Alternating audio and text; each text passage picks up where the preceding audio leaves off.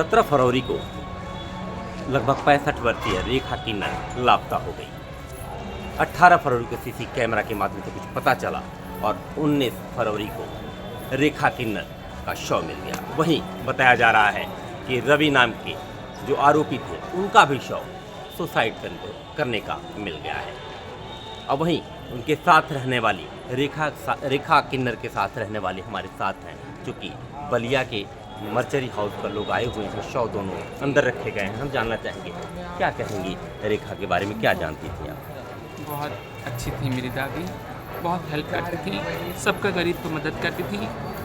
और जिसने उनका मर्डर किया है उनके पास वो लेना देना करती थी, पैसा कौड़ी जो भी चीज़ उनसे शेयर करती थी और 6 लाख रुपया उनको दी थी। उसी कारण लग रहा है उनका मर्डर किया गया है और ऐसा किया है मर्डर कि वो खुद मर गया है फांसी लगा के। तो हम यही कहेंगे कि हम लोग इतना सपोर्ट कीजिए आप लोग कि उनको फांसी का सज़ा उनकी फैमिली को हो। और हमारा प्रशासन जैसे बैरिया के बहुत हेल्प किए हैं, हमें बहुत सपोर्ट किए हैं और इससे ज़्यादा ही सपोर्ट करें कि उनको फांसी का सज़ा मिले। लेकिन अब तो जो आरोपी थे मुख्य रवि, हाँ, उनके घर की फैमिली तो बचे हैं ना। हाँ, हाँ। वो लोग भी तो मिले थे ना। हाँ। वो लोग को मिलने के कारण तो ये ऐसा हुआ है ना। वो तो अकेला नहीं किया होगा ना, फैमिली भी मिले हैं। बस यही आप लोग से विनती हाथ जोड़ के हो रहा है कि आप लोग हेल्प कीजिए।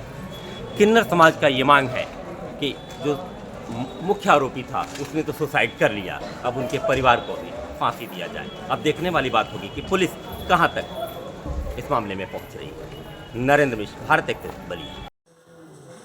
17 तारीख को करीब 5:30 बजे इंस्पेक्टर बैरिया को ये सूचना प्राप्त हुई थी कि वहाँ जो रानीगंज बाज़ार है वहाँ पे एक रेखा किन्नर थे जो लगभग 12 बजे से अपने साथियों को नहीं मिल रहे थे। इस सूचना पे तत्काल थाना प्रभारी बैरिया घटनास्थल पर गए और उनका जो मोबाइल था वो उन्हें प्राप्त हुआ। उस मोबाइल को जब ट्रैक किया गया तो देर शाम को उनका मोबाइल एक वहीं खेत में मिला था रेखा का। फिर पुलिस ने वहाँ आसपास के सीसीटीवी खंगाले, क्योंकि वो वहाँ के जो रेखा किन्नर थे सभी लोग उस रानीगंज में उन्हें जानते थे। लोगों ने बताया कि 11 बजे किसी दुकान पर चाय पी, उसके बाद वो कहीं बधाई देने के लिए चले गए थे।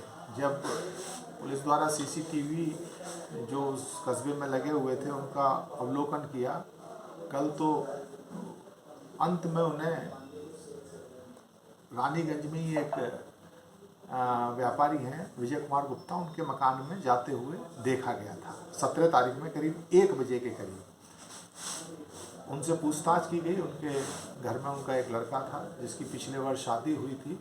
तो ये बताया गया कि वो पिछले वर्ष शादी के समय भी बधाई मांगने आए थे, लेकिन उनके घर में कोई दुखद हादसा हो गया था विजय कुमार गुप्ता के, तो उस समय नहीं थी। तो वो कल 17 तारीख में बधाई लेने गई थी।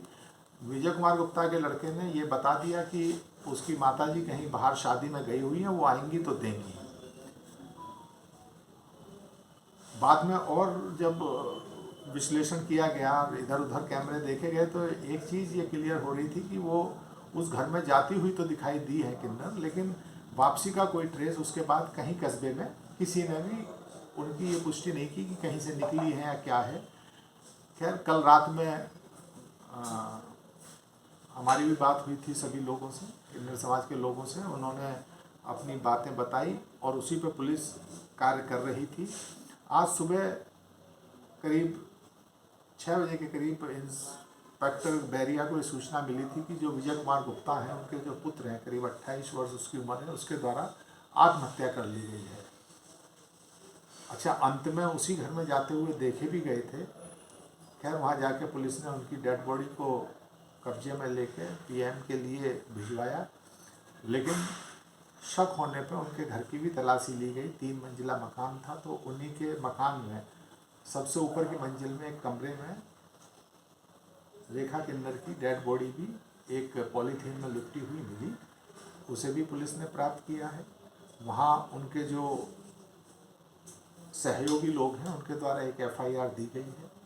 इस पूरे घटनाक्रम के मामले में सुसंगत धाराओं में अभियोग पंजीकृत कर लिया गया है और अग्रेतर कार्रवाई की जा रही है। आरोपी कौन कौन है सर? आरोपी विजय गुप्ता के परिवार में वो खुद, उनका जो लड़का था वो, उसकी बहू और विजय गुप्ता जी के एक छोटे भाई का परिवार भी वहाँ रहता है, उसकी पत्नी।